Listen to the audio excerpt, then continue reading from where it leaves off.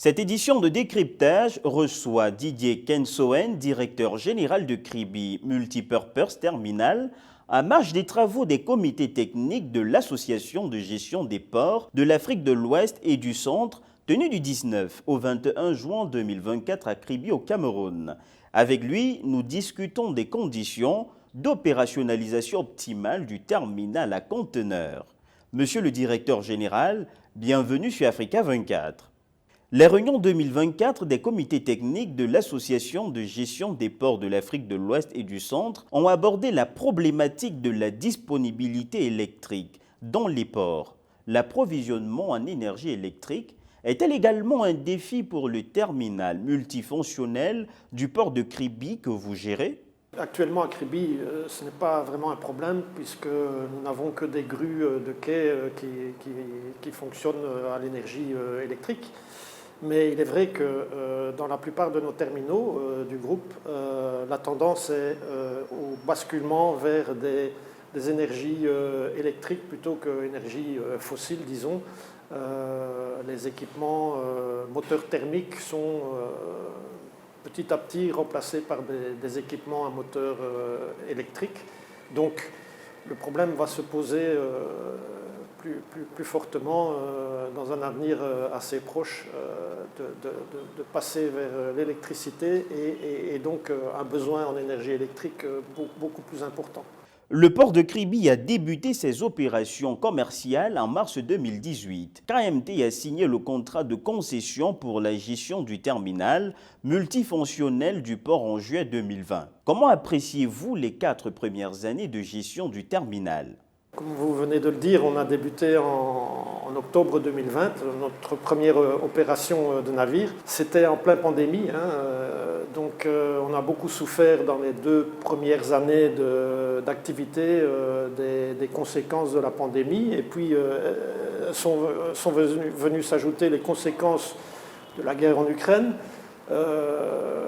Nos types de navires, des navires polyvalents, ont été utilisés par les transporteurs de containers dans la crise des containers vides. Donc ça faisait beaucoup moins de capacité disponible pour le transport conventionnel. Donc de ce fait, la première année était consacrée uniquement à l'exportation de grumes.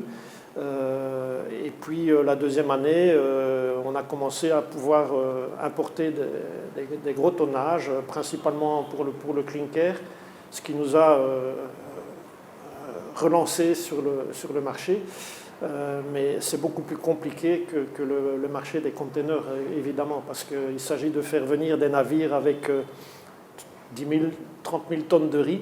On ne fait pas la publicité à la TV pour attirer le client avec son navire de 30 000 tonnes de riz. Donc c'est beaucoup plus compliqué et on a beaucoup souffert de la pandémie. Maintenant, l'activité redémarre et nous espérons doubler encore nos chiffres réalisés dans le passé. Quelle perspective a KMT pour le port de Kribi pendant toute la durée de sa concession qui s'étale sur 25 ans? Évidemment, d'augmenter les volumes, ça c'est très important. Nous dépendons fortement des développements qui vont se faire autour du port de Kribi, donc le démarrage de différentes industries qui vont par la force des choses, importer leurs équipements, leur matériel, etc., par le terminal polyvalent. Donc, nous voulons suivre le mouvement et principalement en améliorant continuellement nos performances et la qualité du service qu'on peut rendre aux compagnies maritimes. Les délais de passage sont souvent présentés comme des freins à l'activité économique. Comment assurez-vous à Kribi d'avoir des coûts et des délais de manutention qui rendent le port compétitif? Nous avons un avantage intéressant à Kribi, c'est la profondeur d'eau à quai. Donc peu de ports sur la côte bénéficient d'une profondeur de 16 mètres. Ce qui permet de faire venir des navires et d'accoster des navires avec un tirant d'eau jusqu'à 14-15 mètres de tirant d'eau. Et ça permet aux importateurs ou aux transporteurs ou aux participants dans la supply chain de faire des économies d'échelle, par exemple. Si vous pouvez, contrairement à Douala par exemple, où vous pouvez rentrer avec un navire qui va peut-être transporter maximum 30 000 tonnes, à Kribi, la limite elle est plus ou moins à 80 000 tonnes de marchandises. Donc c'est un gros avantage pour l'importateur de pouvoir acheter son produit en très grosse quantité, bénéficier d'économies d'échelle sur l'achat du produit, mais aussi économie d'échelle sur les frais de transport. Donc on va beaucoup jouer avec ça. Je vais vous donner un petit exemple aussi. C'est qu'au terminal polyvalent, quand nous déchargeons des navires de clinker, nous atteignons très souvent une productivité de déchargement qui tourne aux alentours de 15 000 tonnes par 24 heures. Nous avons même en 24 heures à plusieurs reprises dépassé les 18 000 tonnes.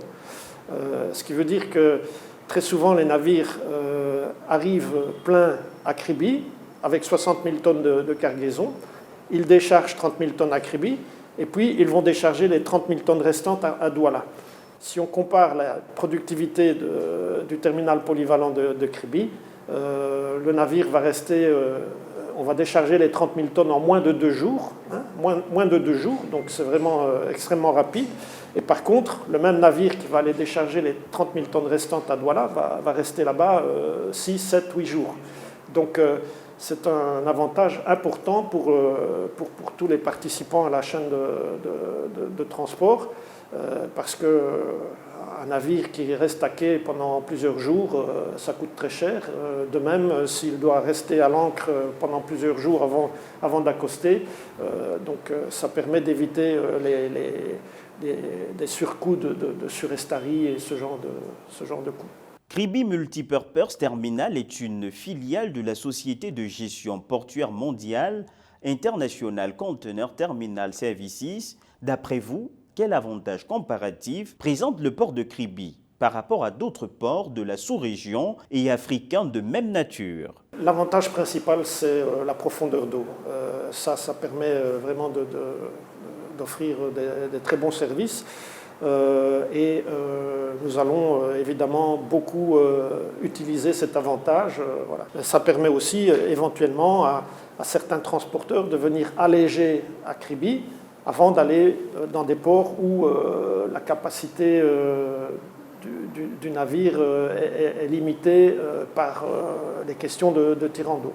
Donc c'est très intéressant. Maintenant que certains navires font le passage du Cap au sud, s'ils passent d'abord par Kribi, ils peuvent alléger et puis et continuer vers d'autres ports. Donc ça réorganise un peu la logique logistique, si on peut dire.